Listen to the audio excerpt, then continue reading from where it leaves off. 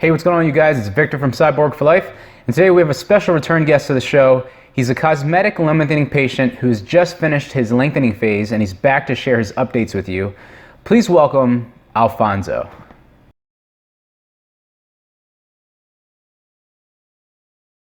Still rudimentary walking.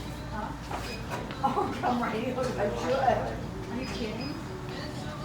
I can do a jig. Feeling a lot less sore.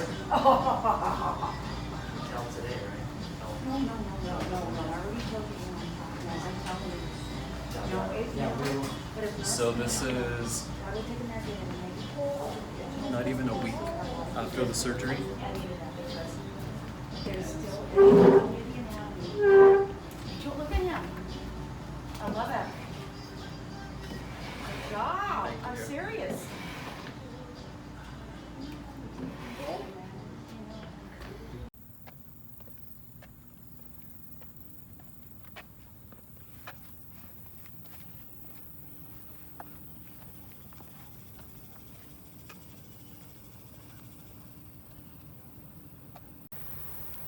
Hey Teresa.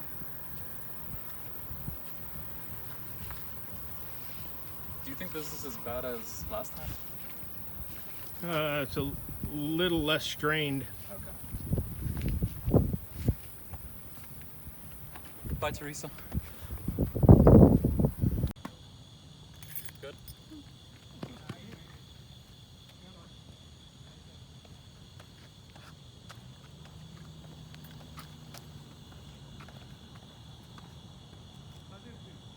Good?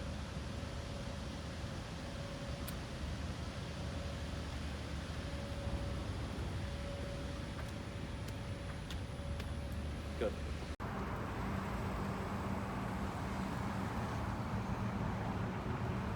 You sexy motherfucker! Hey everyone, this is Victor here from Cyborg for Life, and today we have a very special guest joining us.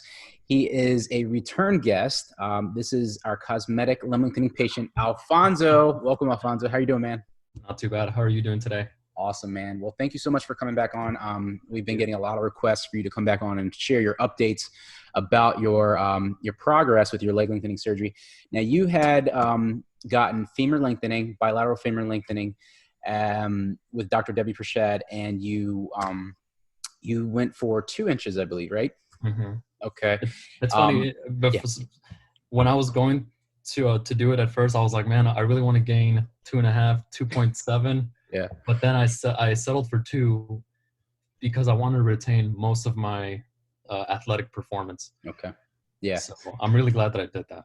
Did you? Yeah, and I know now you hit your height goal. Like, well, at least 6'1". You were 5'11". Now you're at 6'1". So you broke that 6-foot barrier. How do you feel? Man, I feel like a champion. I mean, it actually feels like a marathon, because after you've been using that device for so long, Mm-hmm. the novelty of like lengthening, it actually starts to wear off a little. Right. In the beginning, it's like, oh hell yeah, this is so cool. I'm like, oh, I'm getting taller. But after a while, so I gained 50.14 millimeters. Okay. So plus the 1 millimeter that was gifted to me after the surgery, Mm-hmm. that puts me at just about 2 inches. Okay. And so after I calculated just how long I had been lengthening, if you add up all the sessions, all the time, it was about five hours. Wow. 5 to 6 hours that I was in bed lengthening my legs. Yeah. Wow. And With the actual ERC device, man. Yeah. And how long does it take to do the full millimeter? Was it the 6 minutes or 7 minutes for your? It was 4 minutes, and it's 2 minutes per leg. Oh, right. That's right. Yeah, because you're doing that. But there's some that are faster now. So Did they release them?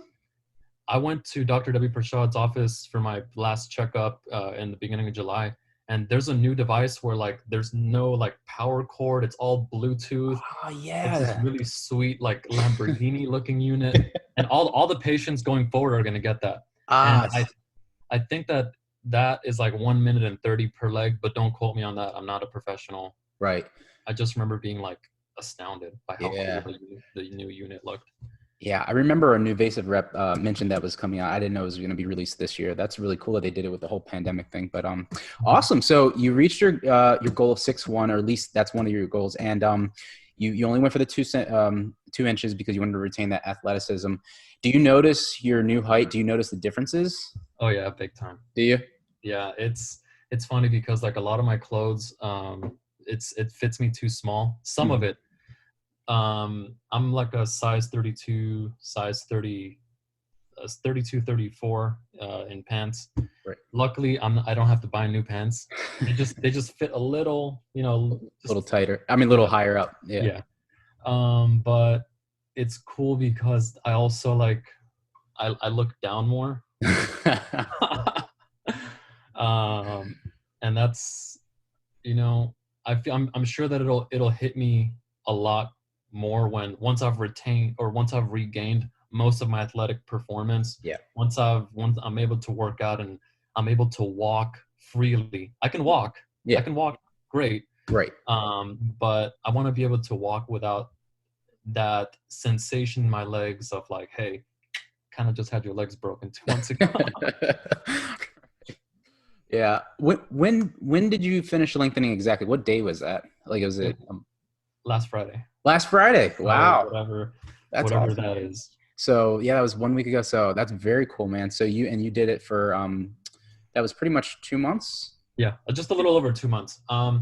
But I will say that once you're reaching those 2 inches, all your soft tissues, they're pretty tight. Yeah. Like they're pretty tight. Mm-hmm. But it's so amazing how within like 2 days you notice the difference of like everything loosening up. Mm-hmm. And right now I'm way looser in terms of my soft tissues than I was before. Yeah. It used to be kind of a pain to like get down and like pick something that I dropped, pick up something that I dropped. But now it's kind of like I've always been this tall. Yeah. So, it feels good. Yeah, I remember telling a few people, they were asking about the lengthening phase, the distraction phase, and I said that when you're distracting, your body's like, you know, on a freight train, and then when it stops, it's like everything is just, you know, much calmer. You can actually get some of that flexibility back. That's awesome, man. Well, congratulations, you made it through the distraction phase. Now you're officially in consolidation. Time to heal those bones. That's awesome. Part. Awesome. So you mentioned your walk is really really great. You're walking great. Yeah, I can show you right now if you want. Let's see it. So yeah, if you can kind of plan your camera over there, that'd be great. Okay, sorry my room's a little messy. No, man, you're good. Let me make sure there's like nothing that shouldn't be there. Okay. All right, is this good? Yeah, move your chair a little bit off to the side. Here, There you go. Yeah, there you go. There we go. Okay. Good? All right. Yeah, so show us the front walk. Cool. So I hurt myself at the gym, so I'm and it wasn't here in my quad, it was actually in my calf. Mm-hmm. You're the muscle expert, okay? Okay. So what do you want me to do? You want me to walk this? Yeah, I want you to do it that way. So walk from your one door to your other door. Okay. Okay, and then revert, and then turn around and do it again, and do it the other way, so you can see that side. Cool, man. You do look taller. That's crazy. All right, now we'll go ahead and walk back to the camera. Okay. That's it. You can bring your chair back. Yeah. Okay. Yeah. Awesome, man. Wow, that is really cool, Alfonso. Well, congratulations, man. I'm so happy that you have made it through distraction. The Stryde Nail, man. Tell us a little bit about how impressive that nail is. I mean, dude, it is magic. It is straight up magic. It's crazy to think that you've got these like gaps of hard bone. Right. And without this nail, you would just be rubber. You would just like essentially. Yeah, your legs would collapse. You know what I mean? You're being held up by the metal rod. That's incredible, man. I definitely recommend this nail. It's just since day one of the surgery, I had total independence. I didn't need a nurse's aide. I didn't need anybody to do anything for me. As a matter of fact, when I got home, I told the people that I live with, hey guys, look, I know that I'm in this condition, and I know you guys are gonna feel sorry for me and you're gonna throw some pity my way, but I want none of that. I want to do things on my own. I cook breakfast every single morning. I went to my PT appointments. All by yourself? I was just independent. Wow, that is hardcore, because honestly, my recommendation is most people to have somebody to help you, but there is a lot of people that are doing this solo, and I respect that 100%. That's incredible, man. Very good. I wanted to do it the special forces way. Exactly. Right. You're from the military. Thank you for your service. I'm not special forces though. All right. Oh, I you're in was special never- forces. No. What were you? What branch were you? Air Force. Air Force. Very cool. Yeah, Yeah. I have a few friends from there. But awesome, man. So your walking gait looks good. And you're still doing PT, right? Yes, of course. Okay. How many times a week are you going right now?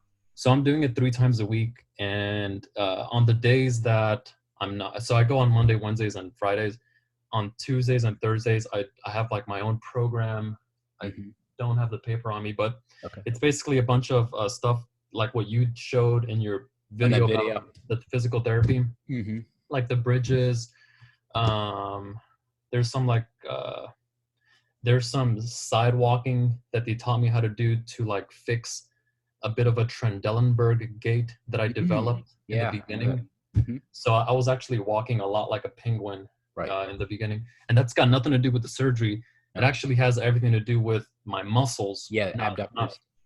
not firing the right way. Right. And that was just all me, probably because I didn't prepare like I should have for the surgery. Nah, man. Nah. That actually, believe it or not, they just atrophied a little bit. You were out of commission for literally like, so that's very cool. So you're doing a lot of at-home stuff on the Tuesday, Thursdays, and then you do the physical therapy. Very cool. Yeah. So you're staying on top of that pretty much 5 to 6 days a week, not letting up. And do you think that has contributed to your walking gait being pretty normal? Oh my God, yeah. You'd be surprised. There was one day where the physical therapist, he had me doing this really intense set of like butt clenches, planks, just like a bunch of stuff. And I remember getting up, and 5 minutes or like 30 minutes before I started working out, I was walking like this, okay? I had and you'll see in the videos that I send you. Mm-hmm. As soon as I did all those workouts, it's like I had access to all my muscles that I was able to use before. And dude, I was walking like a normal person. Perfect. Yeah. Dude, it's insane. Like he did something to me that just made me walk perfectly. Yeah. But it only lasted like 10 seconds. Right. And then I went back. Like a magic trick. Yeah, it was exactly like a magic trick. But it's gotten better since. So I'm able to walk a lot more normal now. Okay. Very cool. And I think that pretty much drives home the point that PT is super important. Dude, it is like, I want to say PT is actually, I was going to say 50% of it, but I think it's like 60% of the whole procedure. I agree. If you don't do PT, dude, I don't care. You could have seen Dr. Debiparshad. You could have seen Dr. Paley. Mm-hmm. It doesn't matter. No, it doesn't. Yeah, I completely agree. I think that the muscle, because they said it, like any surgeon can put a nail in, it's about the muscle and the mobility after, because you're just trying to get taller, but at the end of the day, you want to be able to walk. You know what I mean? It's like having a new set of wheels, and physical therapy is going to ensure that your muscles are able to allow that function. So congrats for staying on top of it, because it's not easy, is it? I mean, I know that. No, man, it's more intensive than I thought it was going to be. There's been like in the beginning, everything was all cool. It was new. It was like, yeah, I'm using this device, lengthening. I'm going to go to physical therapy. It's going to be cool. But after a while, it just starts like beating down on you, because it's like, man, when am I going to be able to walk right again? Right. And it actually turns out this is only a blip of time. In terms of the grand scheme of things, this is such a small fragment of time to be out of commission, that to think of where I was a few weeks ago compared to where I am now. Yeah.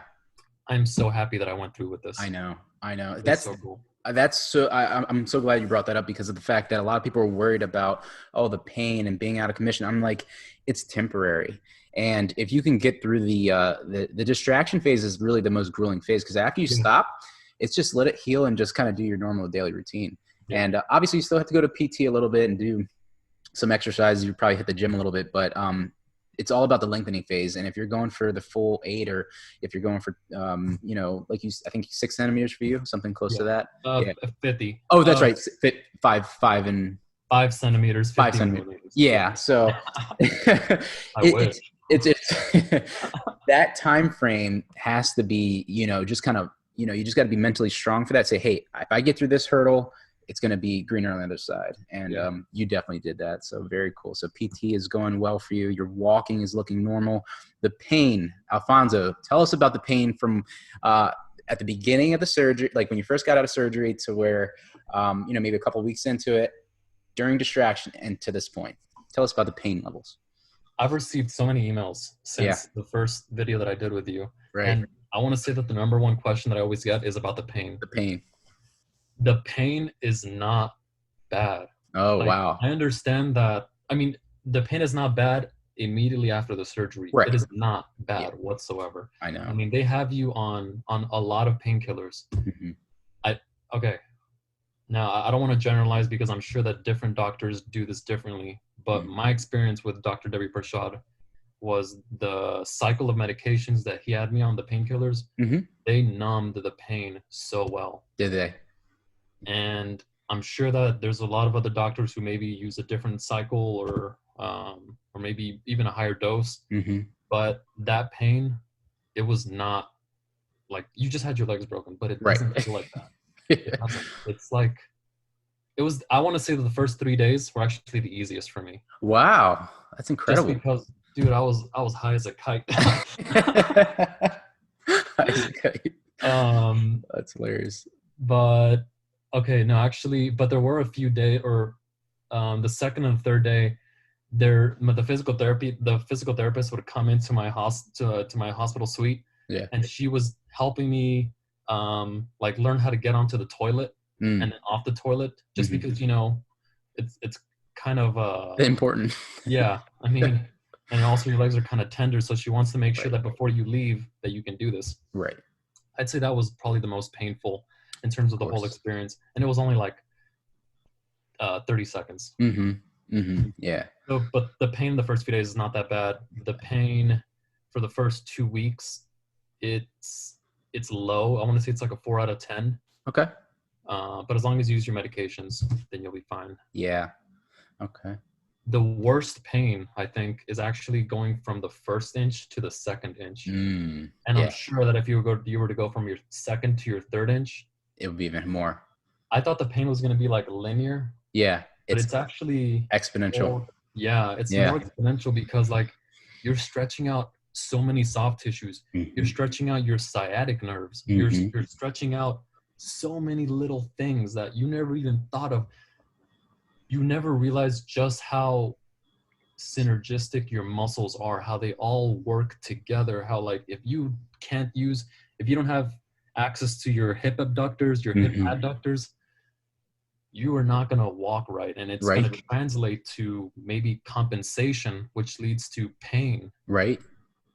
So I want to say that probably the worst pain was going from the first inch to the second inch. But even then, it wasn't like it was intense pain. It was just like prolonged pain, like throughout the whole day. Okay. It was like having a headache in your legs. Yeah, a headache in your legs. That's an interesting way to put it. No, yeah, I agree. Okay. And so that's during the distraction. And then now to this point where you finally hit your second inch, tell us about your pain now that you're done. Dude, I am in so not pain. Yeah, I'm so not pain. That I'm just like, here's the thing. As soon as I stopped lengthening, I told Teresa, one of the workers with Dr. Debiparshad, I was like, hey, I'm done lengthening. I packed up the device. I was so ready to just ship it to them. I was like, I don't want to see this device again. It was a good experience. It's just that it gets monotonous, you know. Yeah. Using the device every day. Right. But now I'm like, there's no pain. Wow. Okay, it's like a 1 out of 10. Yeah. I guess there's some discomfort. Right. That I'm even tempted to like open up the box and just start lengthening again. Maybe going for like a half inch. But you know what? I want to retain as much athletic performance as I can. Yeah. In a perfect world, I'd go for 6'2". Okay. Right. Yeah. Okay. But what's more important is retaining as much athletic or ability as I can. So yeah, I guess I'll live with 6'1". Right. Yeah. And I completely agree with you. I think that the pain, you know, obviously when you're stretching out more and more, the physical therapy pain, like the muscles are going to be the reason why the pain is there. But then now you probably feel maybe a few dull aches throughout the day. Maybe if you move a certain way or something like that, you might feel, but besides that, you just sitting down right now, you probably don't feel a whole lot, do you? I feel normal. I feel You feel just normal. like how you probably feel right Sit. now sitting down. Right. Yep. That's so cool. And I remember that. And I tell people, I say, if you get through the lengthening, it's just a waiting game. It's just get to the point where your bones are healed enough, where your doctor says you're clear to get back to normal life, full normal life. And then you can improve your walk even more, because now you don't have a fear of you getting a stress fracture or any type of collapse or anything like that. So you made it through the hard part. Now it's literally a waiting game, just nutrition, sleep, continue the PT, exercise, stuff like that. Very cool. Now, you mentioned yesterday you were in the gym before we got on that you got a little muscle thing. Tell us a little bit about that. Oh, you pushed man. it. Okay, you guys are gonna think I'm an idiot. Go ahead. So what happened was I was doing bicep and back workout, and at the end of every single workout, I do leg press, just a little bit of leg press, like maybe 50 to 70 pounds. Mm-hmm. They told me that I can do 90 or 80 to 90 pounds. Right. But I don't want to. I feel like that's a little too much for my legs right now. Mm-hmm. Excuse me. So I do 50 to 70 pounds, anywhere around there, and I was on the leg press, and I started getting a little bit of pain on my quad. Mm-hmm. Let me show you where. Yeah. So I was like getting pain like right here. Yeah. And I decided to power through it, and I shouldn't have, because the more that I worked out my legs, the sharper the pain got, and it just taught me, or I relearned an old lesson of like, dude, if it hurts, stop doing it. Why are you still doing it? Yeah. You're just like me, man. I was in the gym this week and I strained my back doing deadlifts, but and I pulled through it, and I was like, okay, I'll just take a day or two off. So, but that's what we do. We always want to push our bodies to the limit, and sometimes it just pushes back. But that's a good point that you drive home there as well, because some guys are going to try to like expedite the process and get back on their feet and get back to normal as soon as possible. It's really be patient, right? Yeah, be patient and listen to your body, because your body has just changed. You just changed your biomechanics, your muscle length. There's new muscle tissue that's weaker than other muscle tissue. Mm-hmm. Nerves are stretched out. There's a whole kinetic chain of, like you said earlier, everything works together. So nothing's normal anymore. So you have to get used to the new normal, and that can sometimes take I say maybe as long as the lengthening phase. For me, I remember it took almost like 6 weeks before I was like, okay, I can start really pushing back, So that's cool that you you learned that lesson early before something worse even happened. That's a small strain. It'll probably be good, but I've been injured so many times. So the reason why I'm beating myself up over this is because this is something that I just should know. Like, if you're hurt, stop doing it. Yeah. Now I do want to talk a little bit about that. So let's say during your lengthening phase, when you're lengthening, was there any, like when you're like resting at night, did you feel any like muscle cramps in the hamstrings or any like, I guess maybe, the hamstrings or the glutes or anything like that would contract on you out of nowhere because of the lengthening that you were getting, or you didn't notice any of that? No, I never noticed anything like that. Okay. What did you notice any type of different things that go on? Because I hear from some people that I'm talking to, they always say that they get cramping or different type of muscle tightening because of the length that they're going for. I mean, as far as muscle tightening, I had that like all over. Did you? My hamstrings were extremely tight. Mm-hmm. My quads, I used to be able to like touch my heel to my butt. Yeah. But and it's funny because I can't do that with my left leg, but I can do that with my right leg. Okay. But it's just because all those quad muscles, mm-hmm. your hip flexors, I mean, you've got like muscles that come from your lower abdomen all the way down to like your knee. Mm-hmm. I think that's the sartorius muscle. It depends on which one you're talking about. Yeah, the sartorius does go down to your knee. Yeah. You're the one who knows. Yeah, I'd have to see which muscle, but yeah, that's probably sartorius. Yeah. But there's a really long muscle that goes from your lower abdomen all the way down to like your knee, and it's funny because that is although I didn't experience any cramping, all those muscles And you don't think about that whenever you're lengthening. Whenever you're going into the surgery, you just think, we're gonna lengthen this bone and we're gonna be good. No, man, like all your muscles, they get lengthened. And as that sartorius muscle got really tight, Mm-hmm. I actually developed an anterior pelvic tilt, Interesting. which only lasted for like 4 days or 4 or 5 days. Okay. Because my PT guy was like, hey, all right, you got to start doing a lot more bridges. You got to start loosening up that muscle. Right. And to the point where sitting was actually hurting. Wow. It sucked because most of my time was spent It's sitting.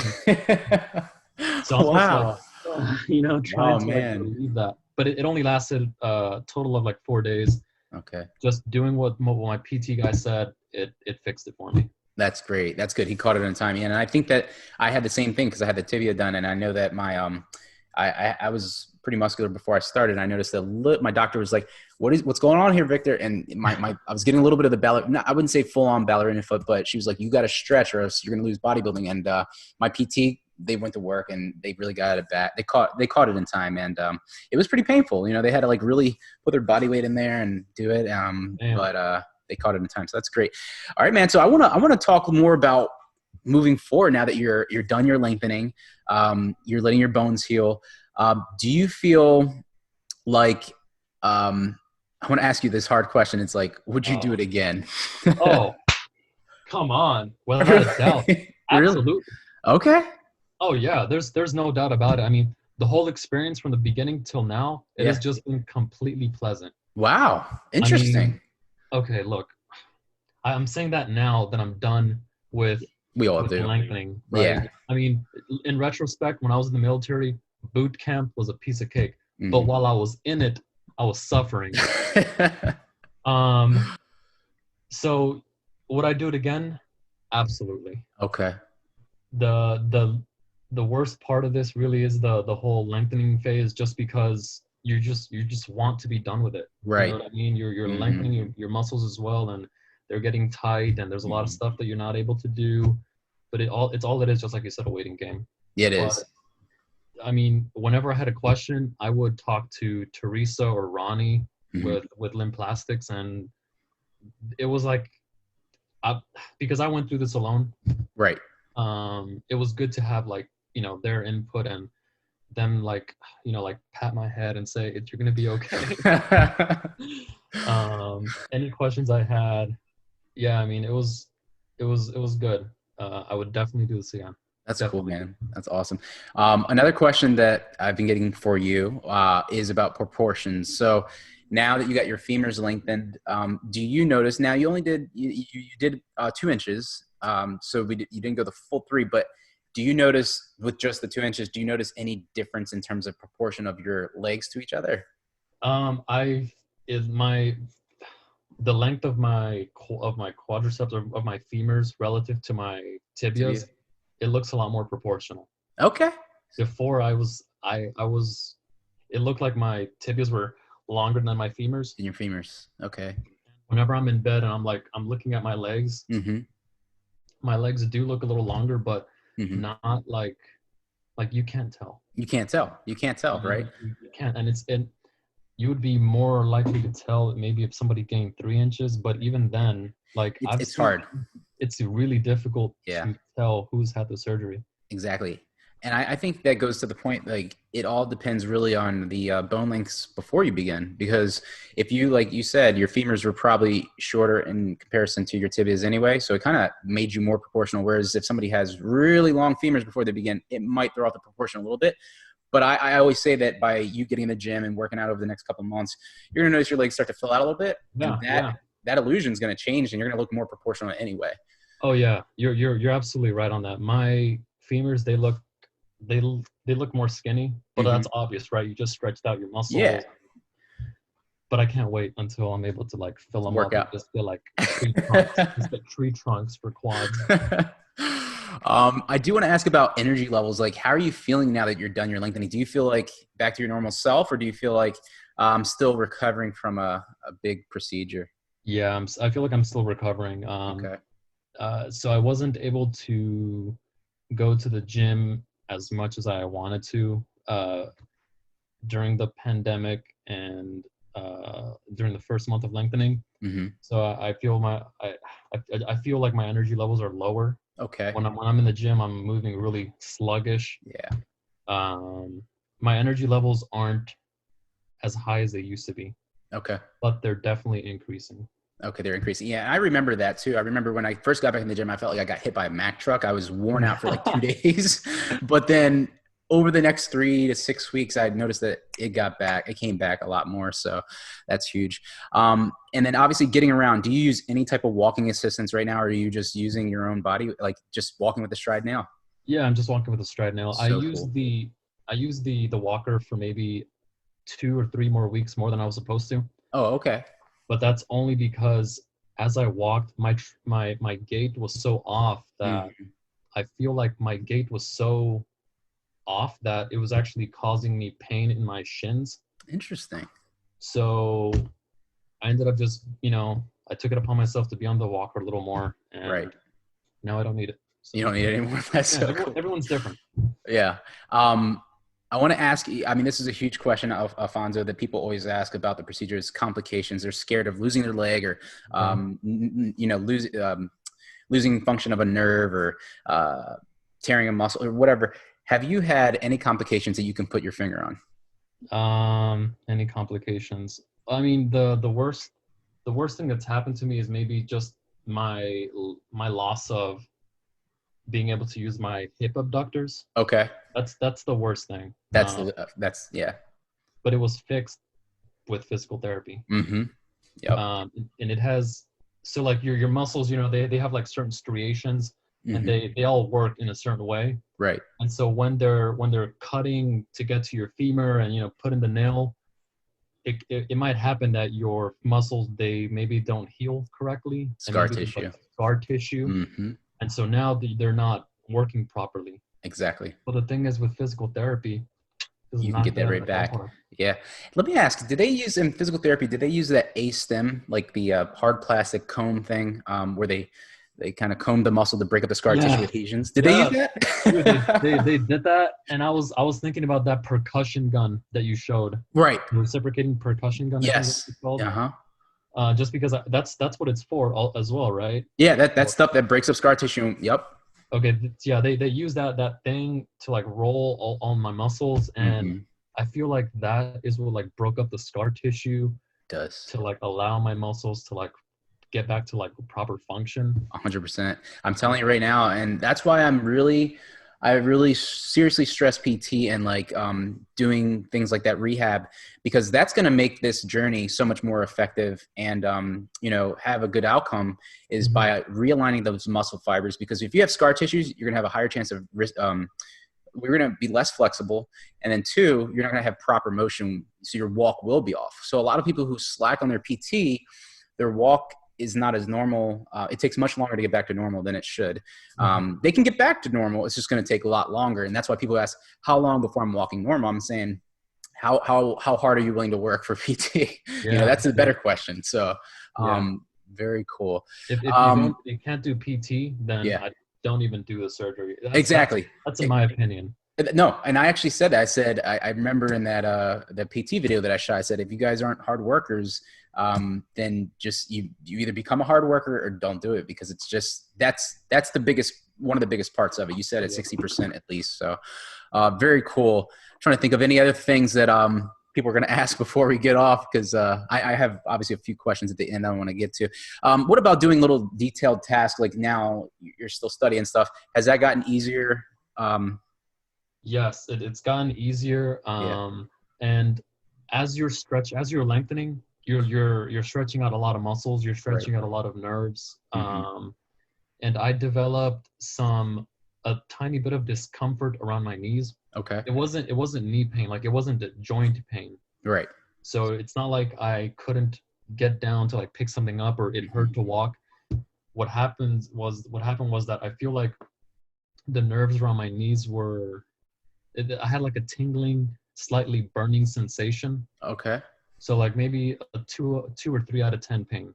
Okay. So that's mild. But it's enough to, like, if you're studying like the laws of thermodynamics, or if you're studying something that like you need to like ace on an exam. Yeah. it can make it a bit of a pain. Okay. I actually got a question from somebody asking me if like maybe they could take a whole month off for the surgery, and then like on month 2 they can start working back up. Yeah. And I feel like I would be able to do that. Okay. This is coming from somebody who mostly worked on their computer, who was able to work remotely. Right. Dude, I feel like I was able to go back to work within like 2 weeks. 2 weeks. That's how I feel. Right. I'm sure that maybe if I would have been actually put to task, Yeah. I would have been like, yeah, like 3 weeks. Not doing it. He's like, give me a little longer. Yeah. I got the same question from people, and I tell them like, give yourself at least a month. You know, a month is a good time where you can gotta not only go through some of the pain levels, get to the more moderate pain, but you can get used to what's going on, because you have to lengthen. You got to get used to your daily routine, because that's huge. Going to PT, and you don't want to like sit down to do something. Oh, I got to lengthen now, or oh, I got to go to PT, and then it breaks up your whole throughout process. That's a big thing. How about the swelling? That's all gone right now, right? Oh God, yeah, it's absolutely gone. gone. I want to say since week 3. Yeah. But something that I didn't mention, and I feel like maybe people should know about this, is that, and I just found out about this after it happened to me. I looked up on the limb lengthening forum. Right. Small bouts of insomnia. So that's something that I experienced not within my first month, but as the pain became more constant, it was low pain. It was just a constant, like the whole headache in your legs thing. Yeah. I'm sure it sounds completely dumb. No, that's reasonable. That's what I can explain it. As that pain became more constant, at night it actually became more difficult to actually fall asleep. Really? Wow. That's crazy. You know, I now that you mentioned that, I do remember the dull ache at night, and I would kind of like, it would actually kind of sometimes wake me back up, and I would just be up for a little while, and sometimes I'd throw Tylenol down. But when they would come up, I would try to like hit them with some sort of pain reliever or something like that, or reposition myself. But usually when I adjusted, it was okay. But did you find that lasted for any period of time, or did you notice it was just Oh yeah, it actually, I want to say that I'm still recovering from it. Okay. And so it's still harder for me to fall asleep than before. Right. It's incredible. Maybe it's hormonal, maybe I don't know what it is. Yeah. It's just harder to fall asleep. I gotcha. Yeah. I think that your body is out of whack. I mean, literally you got hit by a Mack truck essentially, but that's very cool, man. Broken. Yeah. But we're rebuilding you, cyborg. Yeah. Very cool. Okay. So, I mean, is there, let's see, we talked about sleeping. I had a few more questions there. I mean, we hit that. We hit the pain.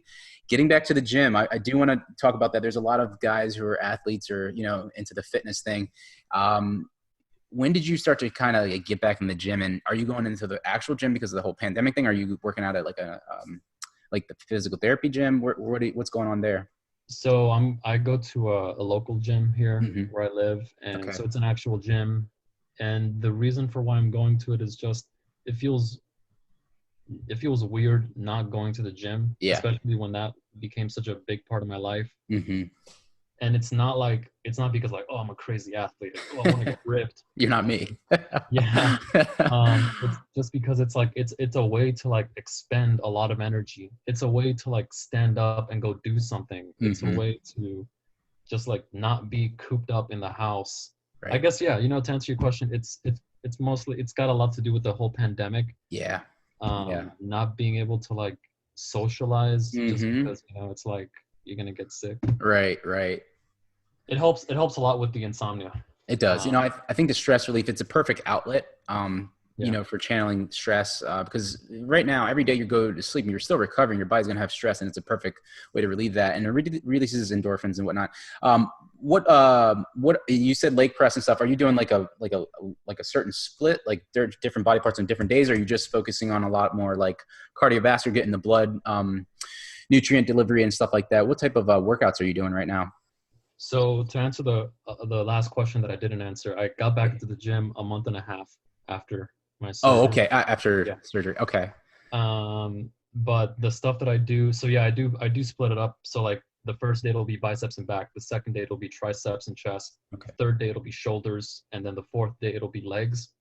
But at the end of every single workout, I do leg press, Mm-hmm. I do cardio. So like I get on the stationary bike, Yeah. or I'll do walking. Okay. And I'm hoping to be able to get to the Stairmaster. Ah, Just okay. because that's just like the total. Monster. Yeah. I mean, it's my whole body weight, and that's the most useful thing to be able to lug around. Right. And get up the stairs, essentially. That thing's it's a beast. I've used that for competition prep and stuff. Now you said, yeah, and I did something similar. I would do a little bit of leg work every single day. It was stationary bike, and then it was some sort of squats or stretching or something for my legs. Just because, and even if you didn't get your tibias done, do you notice that the muscles in the lower leg sometimes get tight if you don't stretch them? Isn't that crazy? Dude, Like my upper leg gets, I did the tibias and my upper leg was getting tight. So yeah, man. I mean, it's crazy. Like my calves were getting tight. Yeah. I noticed that I used to be able to do this like with my foot. Easy. Yeah. Be able to raise it. It's harder. Now, Yep. It's a little harder. I have to do more of that stretching, there's like a slat or a slot thing. Right. A little box where you get to like put your foot. Yeah. Yeah. I explain that horribly, but you know what I'm talking about. Yeah, I know what you're talking about. Yeah, no, definitely. I think that it's crazy how the muscles are all interconnected, and it makes a big difference. But I think that by you getting back into the normal routine of working out and stuff, your body's going to start to normalize a little bit. Mm-hmm. And like you said, you're doing cardio after each workout, practicing walking can be one of the best things after leg lengthening therapy when you're able to weight bear. Now, when you say you're lifting the weights and stuff to put them on the bars and stuff, are you worried that that's going to cause too much stress on the legs, or are you confident that Stryde Nail is locked in, you have enough bone mass? I feel like I don't feel like I have enough bone mass just yet. Okay. But I'm extremely confident in the Stryde Nail, especially because I'm really taking care of my legs, because I've read a lot of horror stories of like the nails or the screws becoming undone or breaking. Right. I don't want any of that. I Which know. is why I'm taking everything slow. Whenever I do leg press, it's it's not explosive, Mm-hmm. and then slow. Steady back. Yeah. Okay. It's all done slow. Like I'm taking care of my legs, man. That's I do not want to have to like fly back to Las Vegas just to have my doctor, put a new screw in. Right. Dude, this is a one-shot deal. I don't want anything going wrong. I know. That's the same thing with me. Is like after my doctor actually scared me, she told me somebody's leg had collapsed after they got through, I think, like 4 to 6 weeks of their lengthening, and I was like, okay, I'm gonna be super cautious. So I kind of played the waiting game. Did the PT, did everything I could, and then so 2 more questions, and then we'll go ahead and wrap up. About nutrition and like supplementation. Are you, now that you're in the consolidation phase, are you maximizing your nutrition, rest, the supplementation to heal faster, or are you just kind of keeping it the same old, same old? So I've actually, within the past 2 weeks, I used to like, you're going to hate me. Or you guys, you're going to think I'm dumb. What I was doing was I was going to like Subway. I was like cooking at home. It was like a mishmash.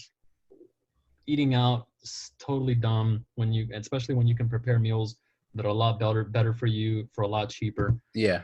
So for like the first month and a half, I hate to admit that, that's what I was doing. I was cooking a little, eating out a lot. Yeah. Now that I'm in the consolidation phase, or a week before I even reached the consolidation phase, I started meal prepping again. Okay. So yeah. White rice, brown rice, chicken.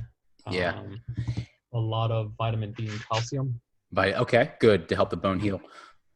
But I should probably be taking zinc. I think that you mentioned zinc. Yeah, I'm gonna do a video hopefully the next 2 weeks on the supplementations, and it's pretty extensive. But obviously you don't have to take everything on there. But zinc is huge. Zinc and magnesium aspartate, they kind of work really synergistically in terms of the mineral of the bone complex. Boron, a lot of stuff in there. Phosphorus, and then you have inflammation. ZMA, yeah, I take that for night. It's great. Dude, I took that when I was like in the military. Yeah. And just because it was like such a good sleep supplement. It is. I remember having the most vivid dreams. Vivid dreams. It's crazy. It takes you to like the nether realm. It's insane, man. But the stuff works. It's great. But yeah, I think that's some good stuff. I took stuff for my joints and stuff, because when you're down and out, and you're not walking for, some time, your joints, they say, okay, it's time to relax, but then you start to get back to the gym and stuff. The joints need to the cartilage starts to heal, but when we give our joints stress, they get used to that stress and they build up, resistance and rigidity to it. So, I started taking a lot of glucosamine and stuff like that, but I'll get that into the supplement video, but very cool. So you're optimizing your nutrition. You're doing well with that. But did you notice that you lost weight during the procedure? Did you? Yeah. Yeah. See, that's the reason why I was eating out a lot. I didn't want to lose weight. I wanted to I wanted to maintain my weight. Right. So I rationalized like, no, I'm down to like 180. I don't want to be there. So I started eating out a lot. Yeah. But yeah, actually, everybody loses weight. Yep. You can't help it. Your whole body is like, dude, this guy just had his legs broken. Right. All the energy. Go there. Right. Go there. It's crazy. I remember that family and friend members would bring me like food. They would bring me like smoothies and stuff. I was chugging that stuff.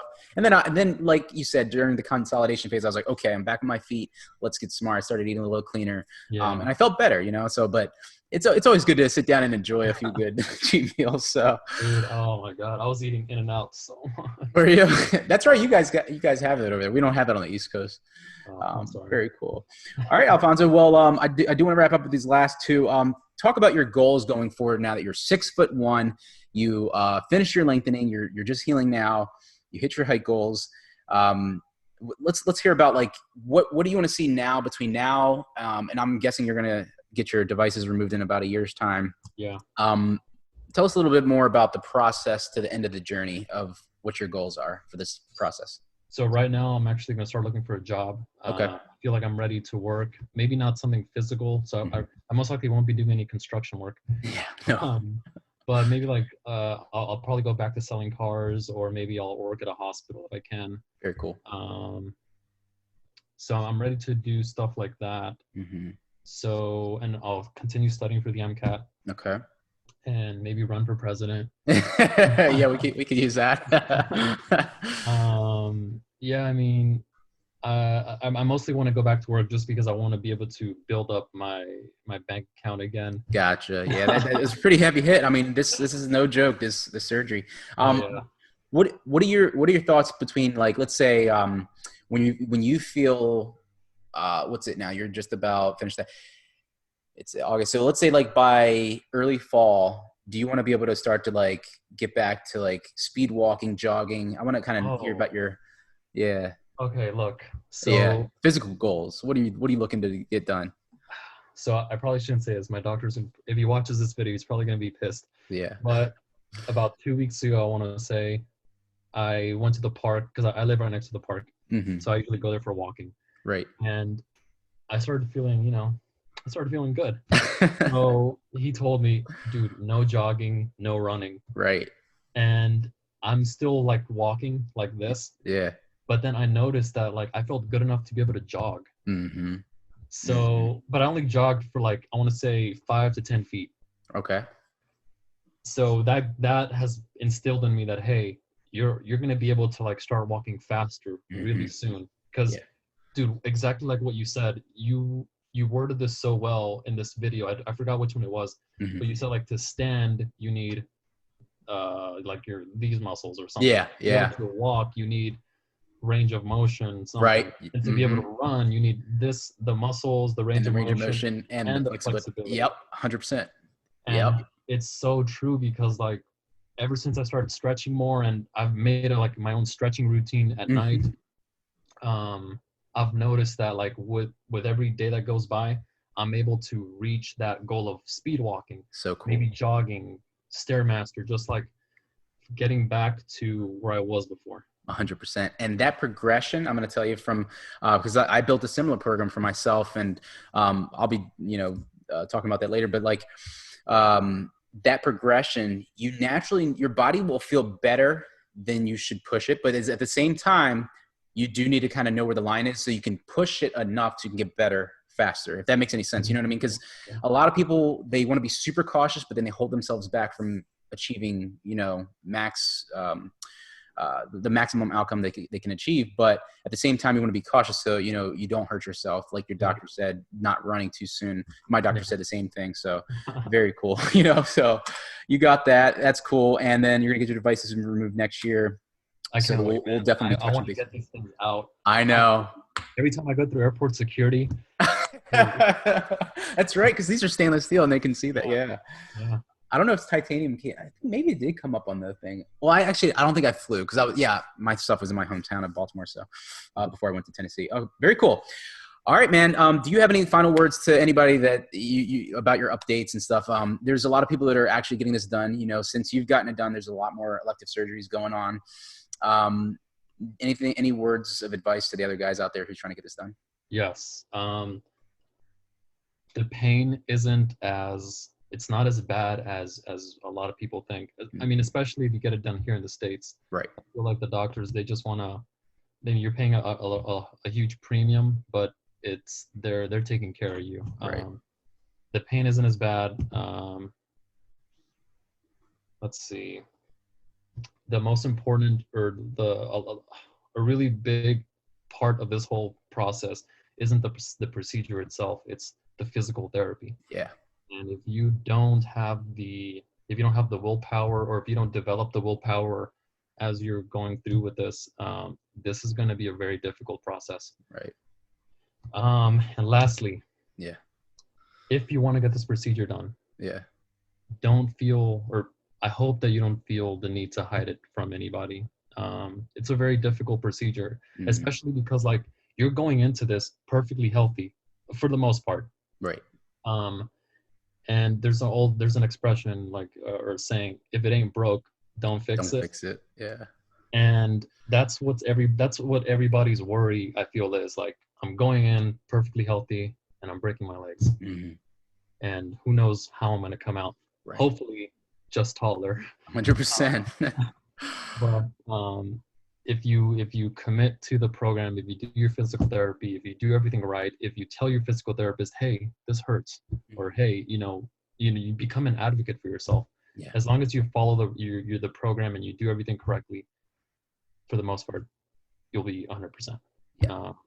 But the most important thing, I feel like this is a surgery that is shunned, and I don't feel like there should be any shame in getting the surgery. In fact, it's so difficult and it's expensive. Yeah. That more power to you if you want to get it. Yeah. Yeah, because it shows that you're willing to invest in yourself and to change your life for the better.